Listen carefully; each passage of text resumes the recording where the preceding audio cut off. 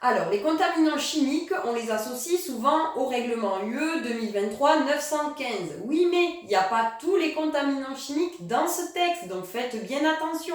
Effectivement, on va retrouver tout ce qui est mycotoxines, métaux lourds, HAP, le datura, etc.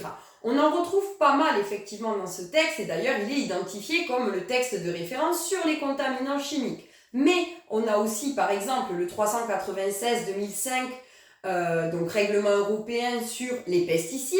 De même, on a le règlement CE 37-2010 sur les médicaments vétérinaires. On a aussi des textes sur l'acrylamide. On peut inclure également la partie radioactivité qu'on associe souvent à cette notion de contaminant chimique dans les études HACCP.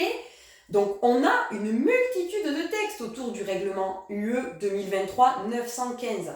Je vous rappelle aussi qu'on a des sujets, des contaminants chimiques comme ça émergents, qu'on commence à voir au niveau de la législation par des recommandations, et puis au bout de quelques années, ces recommandations tendent vers un texte officiel. Ça a été le cas pour l'acrylamide par exemple, ça a été le cas pour le datura il y a quelques années. On le voit maintenant avec le nickel et on le verra sans doute avec d'autres contaminants chimiques dans les mois à venir.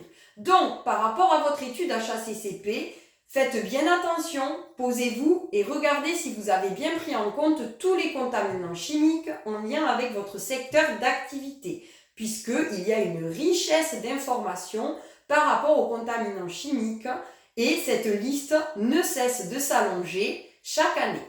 Si vous avez d'autres questions par rapport aux contaminants chimiques ou à vos études HACCP, n'hésitez pas à poser les questions directement depuis la chaîne YouTube ou en écrivant sur notre site axelgroup.fr. N'oubliez pas non plus à vous abonner à notre chaîne YouTube.